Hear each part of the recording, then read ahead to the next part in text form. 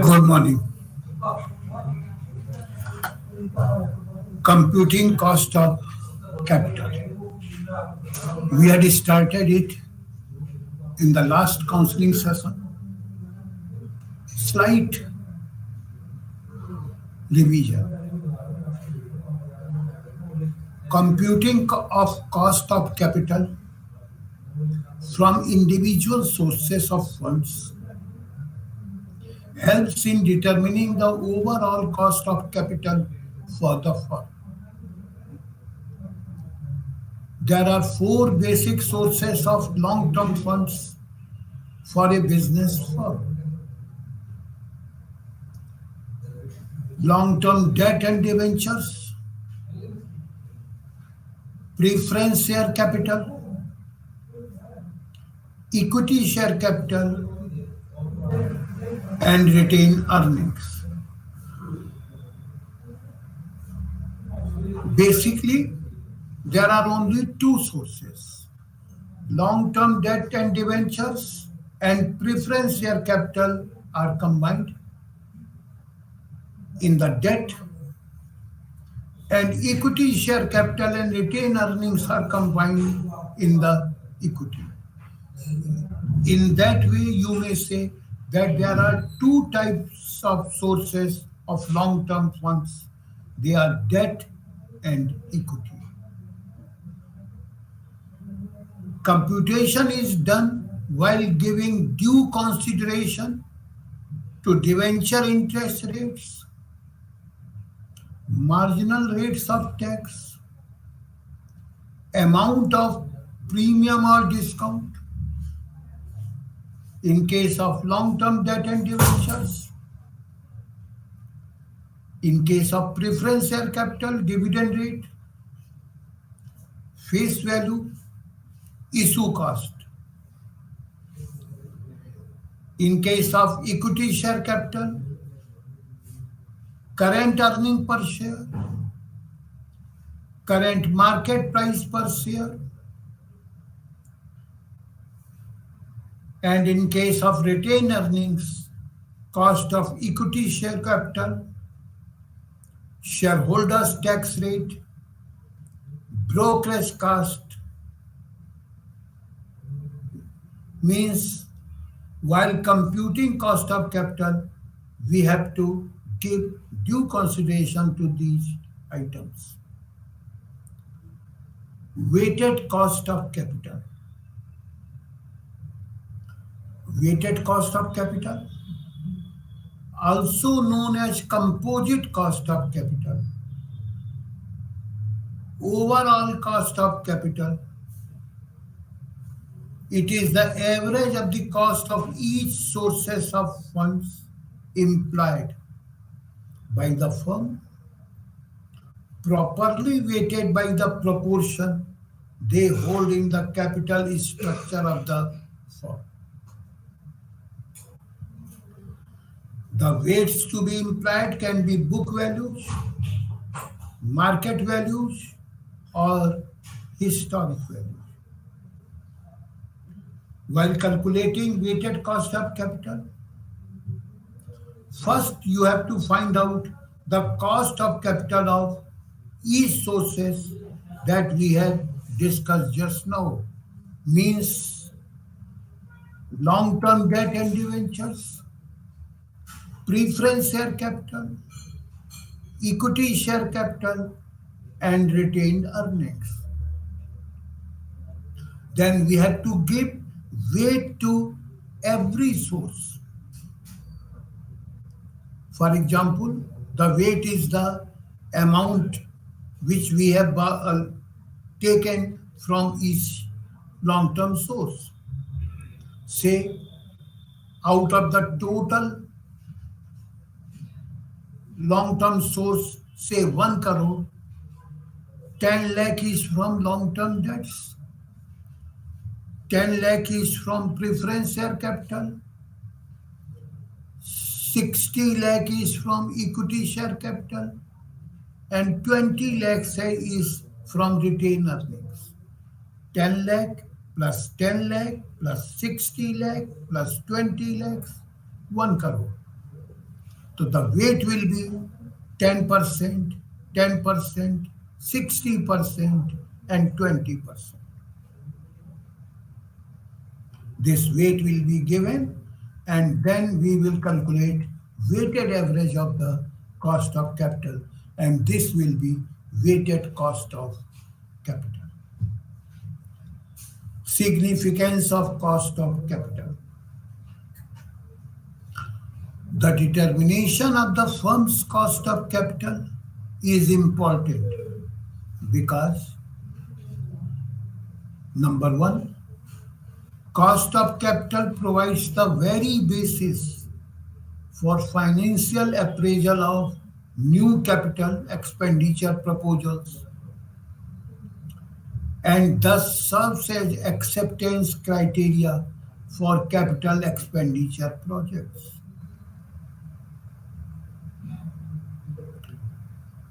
Cost of capital helps the managers in determining the optimal capital structure of the firm.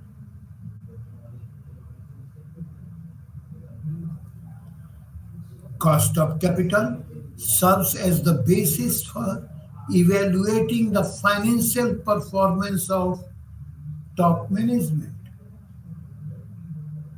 Cost of capital also helps in formulating dividend policy and working capital policy. Cost of capital can serve as capitalization rate, which can be used to determine capitalization of a new firm.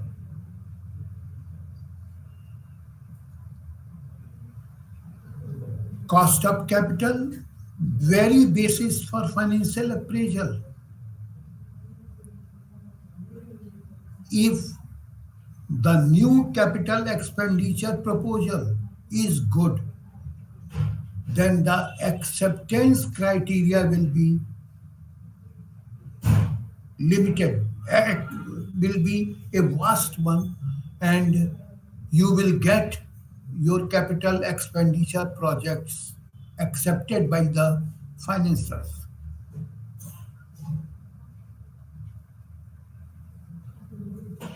If the cost of capital of debt is more, and say cost of obtaining debts from the bank is less as compared to financial institution, then the manager will go for the finance from the bank.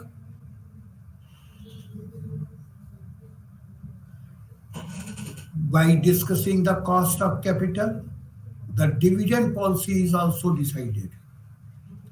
If the cost of retained earnings is more, then more dividend will be given and vice versa. Some misconceptions about cost of capital.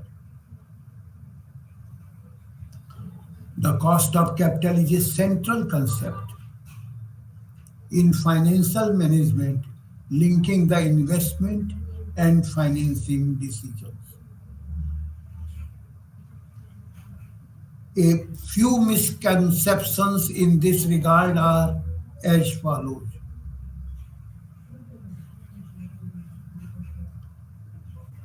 Concept of cost of capital is academic and impractical. It is not so. It is very much practical. You can calculate it easily, though certain formulas are there, certain rules are there, but it can be calculated. And it is not purely academic. The source of capital is divided on the basis of cost of capital.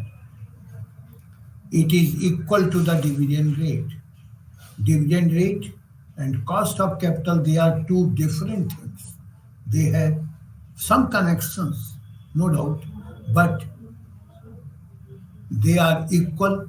It is not so.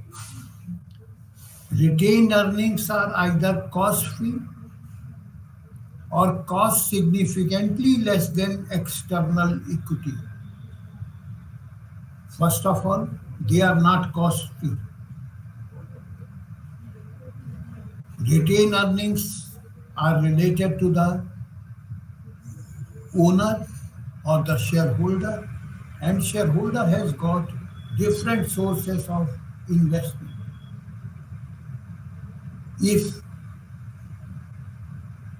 here the retained of earnings is treated as cost is treated as zero, then he will invest the same money somewhere else and he will earn something. Depreciation has no cost. If depreciation has no cost, after some time, the assets will be gone, and then from where will you arrange the assets? Cost of capital can be defined in terms of an accounting based manner. To a certain extent, okay. But cost of capital is also defined by the person who is providing you cost capital. If a project is heavily financed by debt, its weighted average cost of capital is low. Sometimes cost of equity and cost of retained earnings may also be low. Now, capital structure decisions. What is capital structure? The proportion of long-term loans. The proportion of equity capital and the proportion of short-term obligations. One side, and proportion of long-term loans on the other side. We have just discussed that the total long-term sources may be divided basically in two parts. That is the proportion of long-term loans, and equity. Equity is the equity capital and retained earnings. In general, the experts in finance define the term capital structure to include only long-term debt and total stockholders' investments. Long-term debt here includes debt, debentures, and preference capital, and stockholders' investment includes equity capital and retained earnings. Thus, practically speaking, there is no difference between the capital structure and financial structure. Characteristics of ideal capital structure. First one, cost principle. According to this principle, ideal pattern of capital structure is one that tends to minimize cost of financing and maximize the value per share. If cost of financing is minimum, the value per share will be maximum.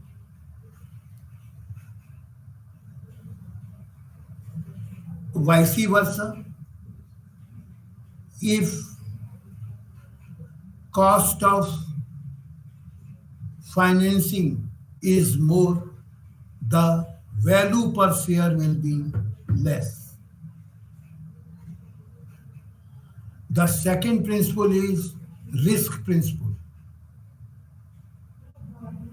This principle suggests that such a pattern of capital expenditure, capital structure should be designed so that firm does not run the risk of bringing on a receivership with all its difficulties and losses. Control principle.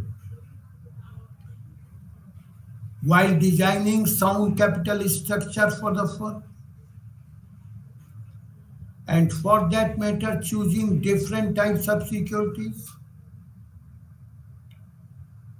finance managers should also keep in mind that the position of the residual persons or the equity persons are not undisturbed. Flexibility principle. According to flexibility principle,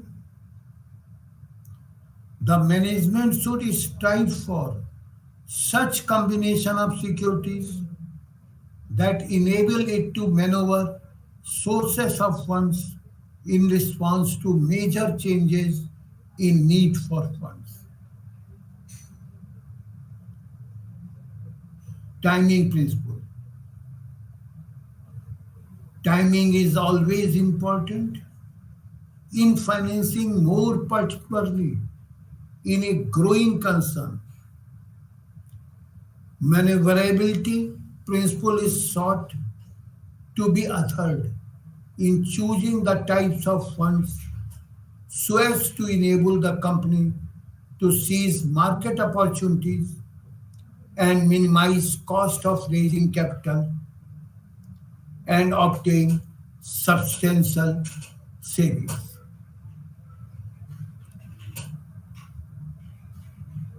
Risk and capital structure.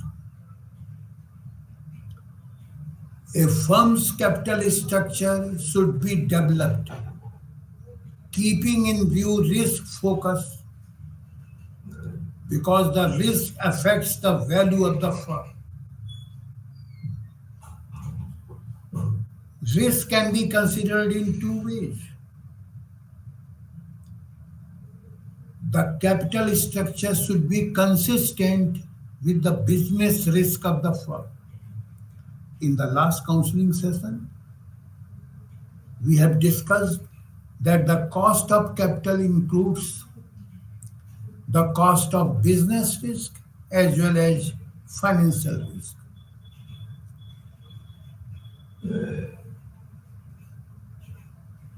So the capital structure should be consistent with the business risk of the firm and as well as to a certain level of financial risk to the firm. If they are not, then the cost of capital will be very high. Business risk is the relationship between the firm's sales and its earnings before interest and taxes. That is known as earning before interest and taxes, EBIT. In general, the greater the firm's operating leverage, that is, the use of fixed operating cost, the higher is the business risk. In addition to operating leverage, revenue stability and cost stability also affect the business risk of the firm. Let us take an example to illustrate the implications of business risk for capital structure decisions.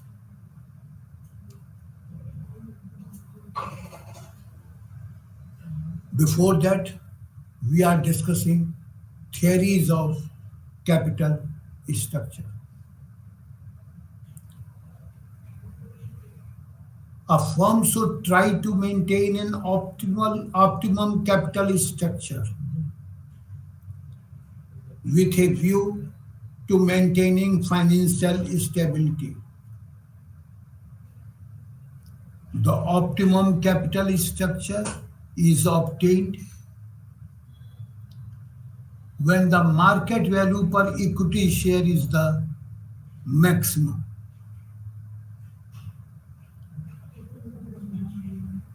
In order to achieve the goal of identifying an optimum debt equity mix, it is necessary for the finance manager to be familiar with the basic theories underlying the capital structure of corporate enterprises. These basic theories are NI approach, NOI approach, approach, and traditional approach. Common assumptions of theories of capital structure decisions are as follows. As we have already discussed, preference share in capital is merged with debt and retained earnings are merged with equity capital. Therefore, the firm implies only debt and equity capital. There are no corporate taxes. This assumption is that there will be changes in the corporate taxes normally. So therefore, it will be very difficult to compare the cost of capital. But certainly, this assumption will make the theory more theoretical as compared to the practical one. EBIT is not expected to grow. EBIT, earning before interest and tax, is not expected to grow. Again, in the practical life, it is expected to grow. The firm's total financing remains constant. While in the practical life, it changes, and it changes sometimes rapidly. The business risk does not change with the growth of business firm. It changes. And the last pandemic, COVID-19, has shown us that the business risk changes very fast. All investors have the same subjective probability distribution of the future expected earnings for a given firm. Whereas in the practical life, investors sometimes even don't know what is their or what is his expected earnings. Now these theories, NI approach, net income theory. According to this approach, capital structure decision is relevant to the valuation of firm in as much as change in the pattern of capitalization brings about corresponding change in the overall of cost of capital and total value of the firm. If cost of capital increases or total value of the firm increases, then there will be change in the capital structure decision. Say, if bank increases its lending cost, then the financial manager will decide to retain more and more earnings and not to take further loans from the bank. Net operating income approach. According to this approach, overall cost of capital and value of the firm are independent of capital structure decision. And change in degree of financial leverage does not bring about the change in the value of firm and cost of capital.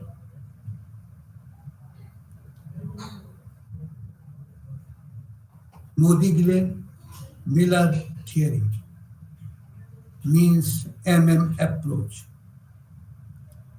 The approach is similar to the net operating income approach, NOI approach. Approach maintains that the weighted average cost of capital does not change with change in the capital structure of the firm. The traditional theory assumes changes in cost of capital at different levels of debt equity rate. It is the middle of the two extremes of NI and NY. Beyond a particular point of debt equity mix, cost of equity rises at an increasing rate. There are three stages. Stage 1, introduction of debt. When first of all debt is taken, net income rises, cost of equity capital rises because of risk, but it does not rise in the same proportion as the earnings rate, but less than earnings rate, leading to decline in overall cost of capital and increase in market value. Means at the time of taking the loan, at the time of introduction of debt, the cost of capital will decline and it will result in the increase in the market value of share.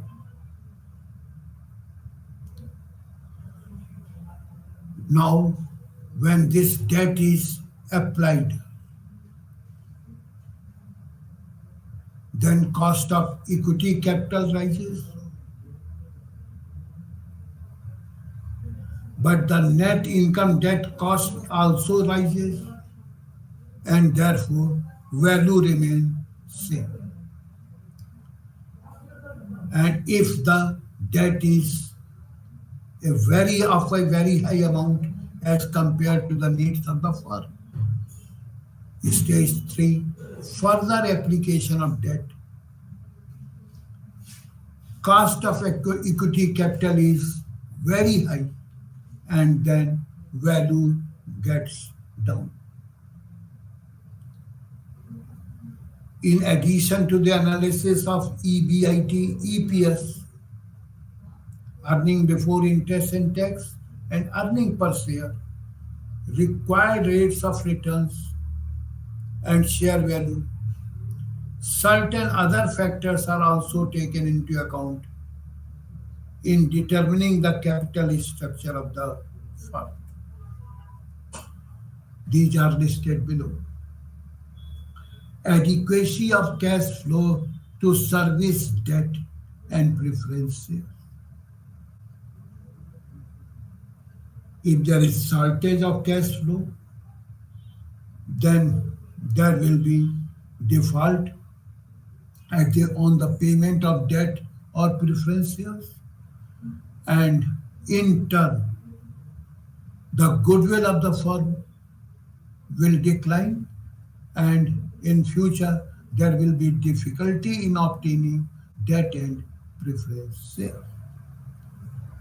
Having stable and predictable revenues. If the revenues are up and down, then it will be very difficult to obtain the long-term debts. Limitations imposed by previous contractual obligations. Say, if a previous loan is outstanding and it is due, say, in this current year, then the firm will not be in a position to obtain further loan without paying the previous loan. And if it does it, then there will be a huge amount of balance of the long-term loan, and that will affect the goodwill of the firm. Management preference and attitude towards risk. If the management is not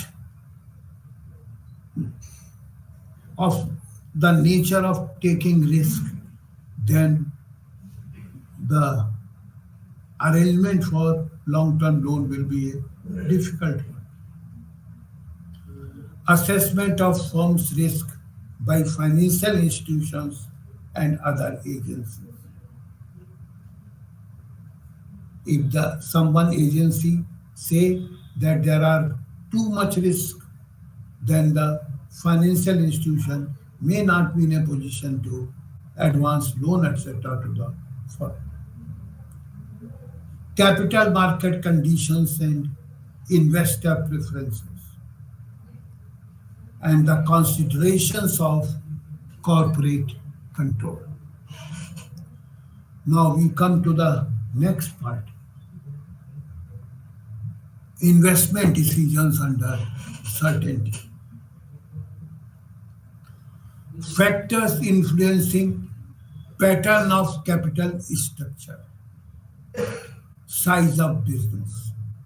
If the size of business is large scale companies, they are in a position to get debt easily, and therefore the debt equity ratio is high. Form of business organization.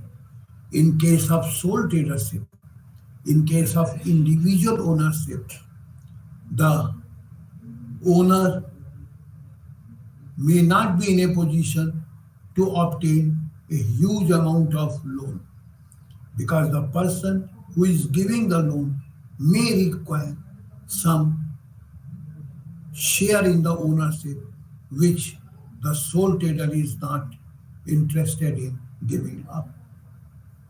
Stability of earnings. If the earnings are stable, the loans will be easily available. And if it is not, then there will be difficulty. The person who is giving loan is interested in repayment of interest and repayment of original amount. If the earnings are stable, then it will be easy and therefore the availability of loan will be easy. Age of company. Normally, though old companies are easily in a position to obtain loan. Nature of enterprise. If the enterprise, say, is dealing with business which is seasonal, then loan will also be available seasonally. Purpose of financing. If you are investing in the working capital, then it will be converted in the form of cash within a short period of time, and the firm will be in a position to pay up the debt in the shorter period. But if you are investing in the long term assets, then the loan will not be repaid so easily. Market sentiments. If there are sentiments in the market that the cost of capital is going up, then the cost of obtaining the long term sources will also be high.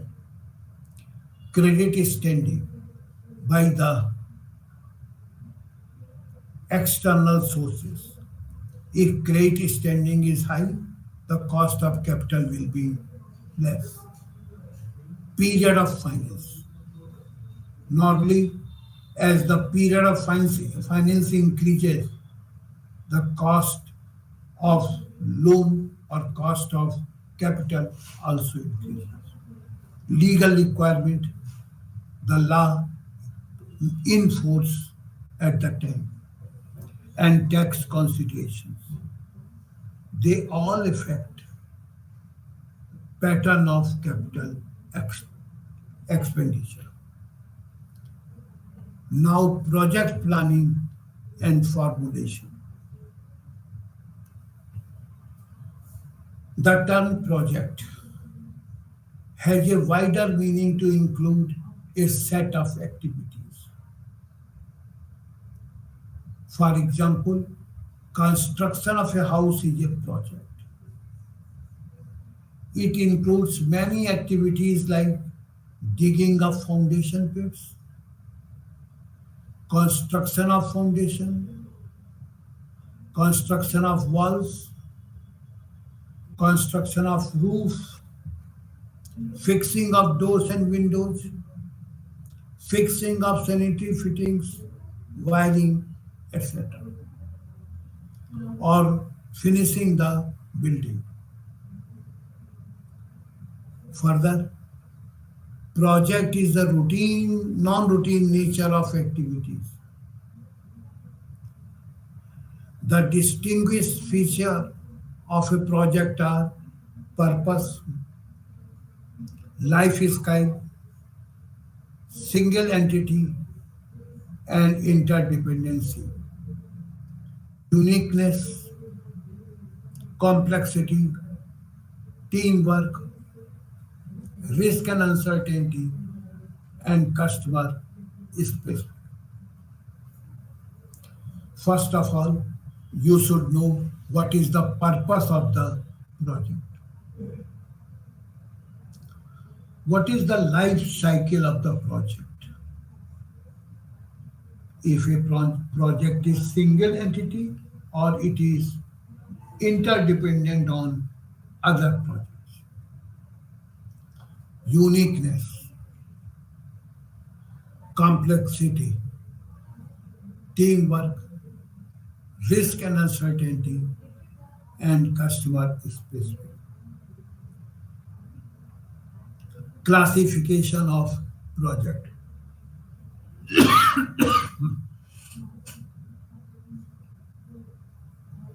Projects can be categorized according to type of activity,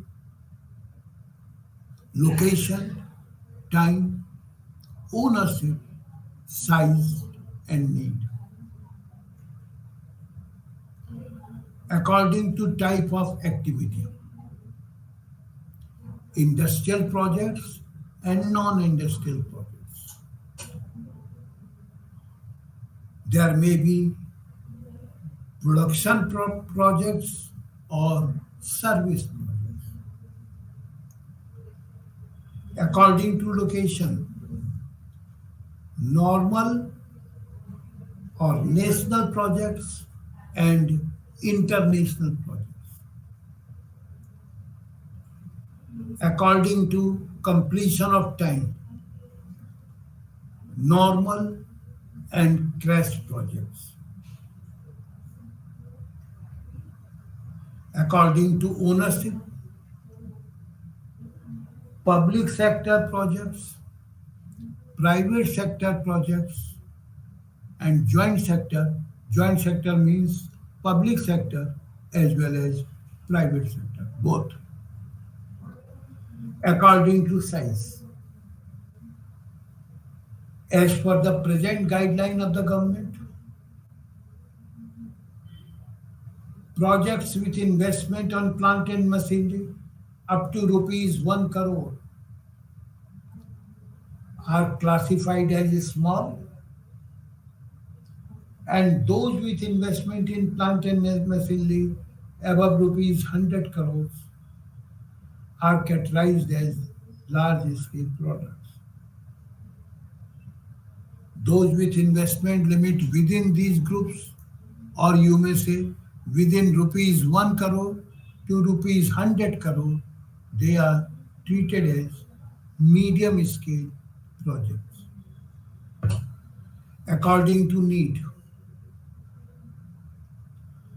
based on the need for the project, projects can be classified as new, balancing, expansion, modernization, replacement, diversification, backward integration, and forward integration projects. The project cycle. Most projects go through similar stages on the path from origin to completion. We define these stages: slow start, quick momentum, and slow finish. Slow start, quick momentum, and slow finish. The project effort, usually in terms of man hours or resources expended per unit of time, is number one, conception. First, the project comes to somebody's mind. They are in the business terms known as promoters. They conceive an idea. What will be the business? How will the business be managed, etc. This is conception. Then there will be selection. There will be too many ideas which are conceived.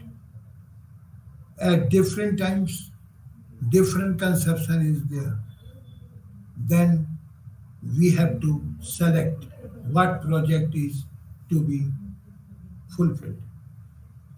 Planning, scheduling, monitoring, and control. If the project is being implemented,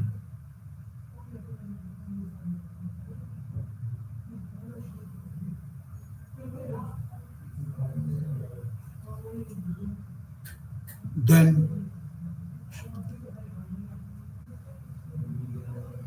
we have to plan, schedule, monitor, and control. For the project, a complete planning is done one by one A schedule is framed that this activity will be done on this day, this time. Scheduling is done, and while the project is going on, monitoring is done and control is created. And when the project is terminated, its evaluation is done. Now, the project management.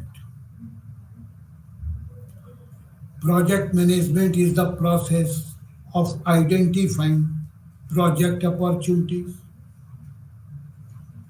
formulating profitable project profiles, procuring funds for project implementation,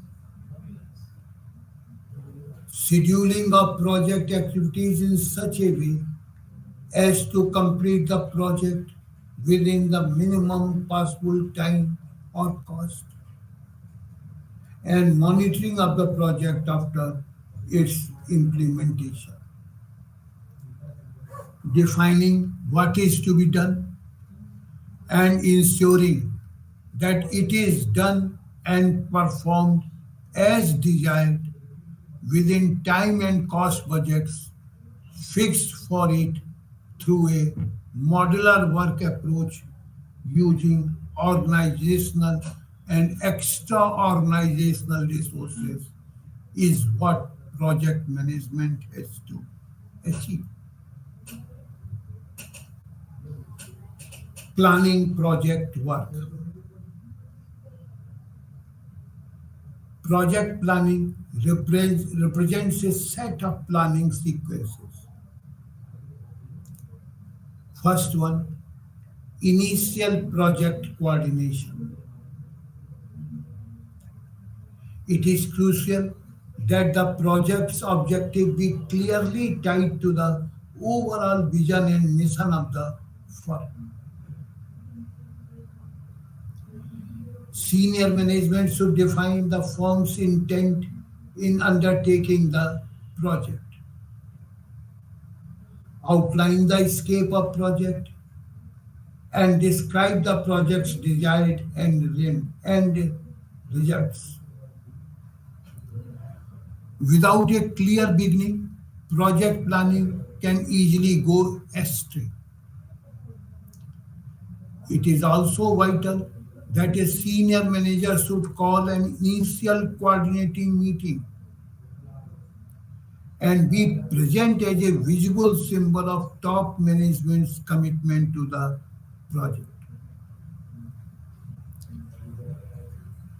At the meeting, the project is discussed in sufficient detail. The potential contributors develop a general understanding of what is needed. Whatever be the process, the outcome must be that number one, technical objectives are established. Number two, basic areas of performance responsibility are accepted by the participants.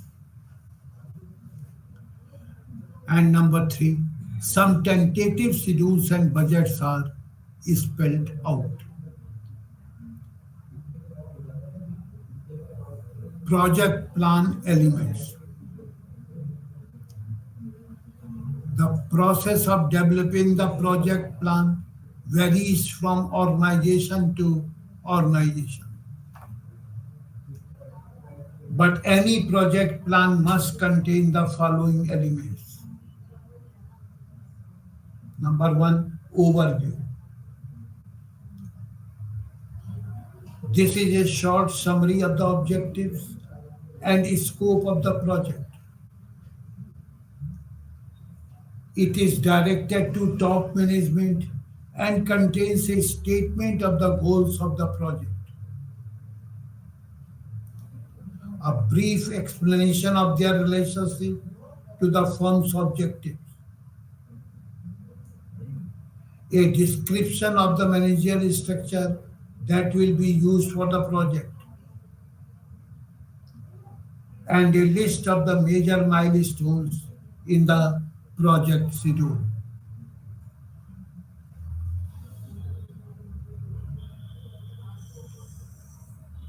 Then, objective. This contains a more detailed statement of the general goals noted in the overview section. In the overview section, there is a short summary of the objectives. And here is the detailed statement of the goals. General approach. This section describes both the managerial and the technical approaches to the work. Contractual aspects. This critical section of the plan includes a complete list and description of all reporting requirements, customer supplied resources, license arrangements, etc. Schedules. This section outlines the various schedules and list of all milestone events. Resources. There are two primary aspects to this section. The first is the budget. Second is cost monitoring and control procedure. And it should be properly described how, what is the amount of budget and how will be the cost monitoring and what will be the control procedure. Personnel. This section lists the expected personnel requirements of the project. How many persons are required and they are required from which department. Evaluation methods. Every project should be evaluated against standards and by methods established at the project inception. This section contains a brief description of the procedure to be followed in monitoring, collecting, storing, and evaluating the history of the project. Normally, when the investment is made by the NRIs or foreign personnel, then the evaluation is something different. Potential problem. One or more such possible disasters as contractors default, technical failure, strikes, bad weather, sudden required breakthroughs, etc. Now the second part. Systems integration.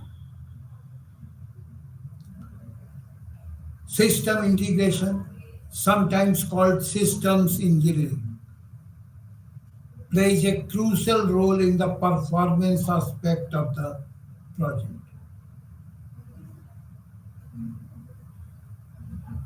System integration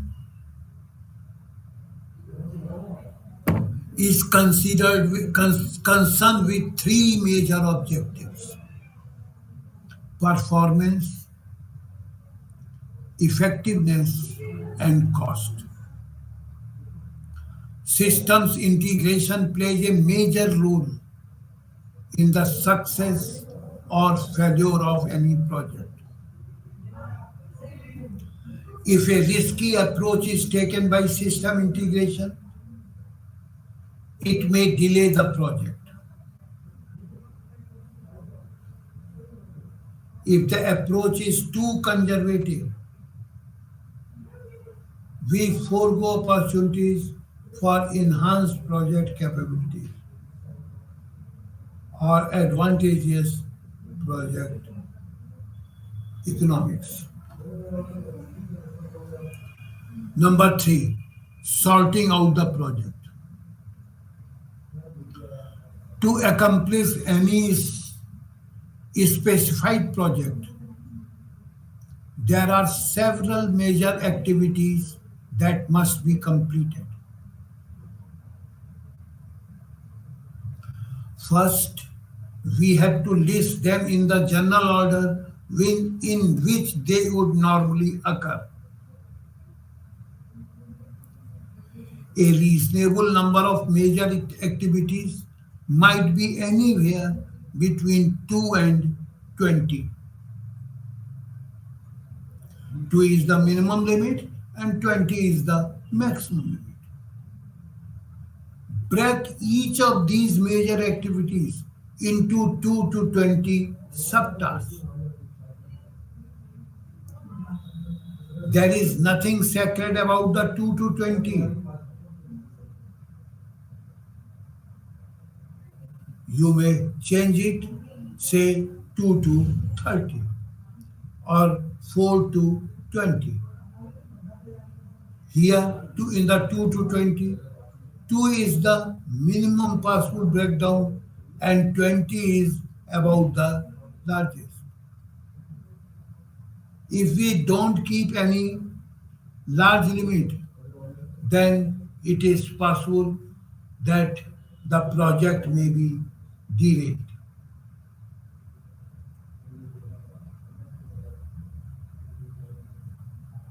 Second, you have to sort out the interrelated items and scheduled at a given level of task aggregation. Now preparing a network from this information is much more difficult if the number of activities is significantly greater than 20. Therefore, normally this 2 to 30, 2 to 20 limits are adhered. Fourth one, the work breakdown structure, WBS, and linear responsibility chart, LRC. The WBS used in project management is a type of cogito chart, what to be done and what is not to be done, and is constructed directly from the project's action plans. The WBS or work breakdown structure may also be perceived as an organization chart with tasks substituted for people. It pictures a project subdivided into hierarchical units of tasks, work packages, and work units. The end result is a collection of work units, each of which is relatively short in time spent. Now, investment appraisal. Capital budgeting is a managerial technique of planning capital expenditures whose benefits are expected to extend beyond 1 year, such as expenditure on acquisition of new buildings, improvement of existing buildings, replacement of plant and machinery, acquisition of new facilities, new machine, etc., permanent addition to working capital, research and development expenditures are also regarded as capital expenditure. Capital budgeting technique involves matching of expected net cash inflows from the project with anticipated cost of the project. These two components of capital budgeting techniques are determinant of investment outlay. Utility of capital budgeting. Capital budgeting is the most potent technique employed in assessing financial viability of projects. And for that matter,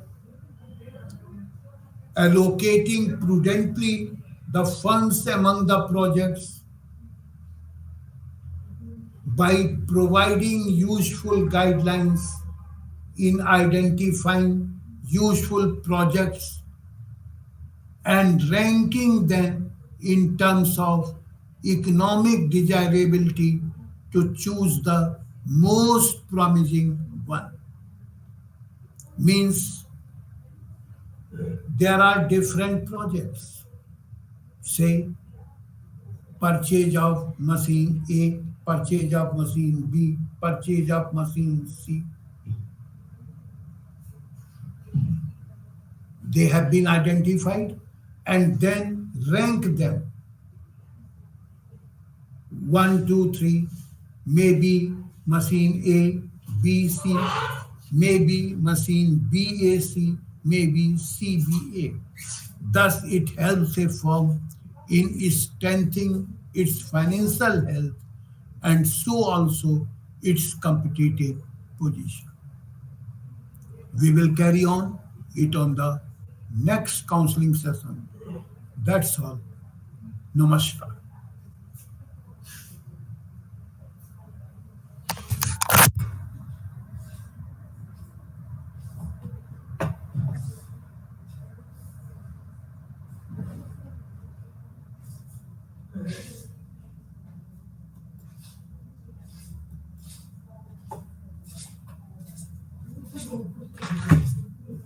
हाँ, ये बात है।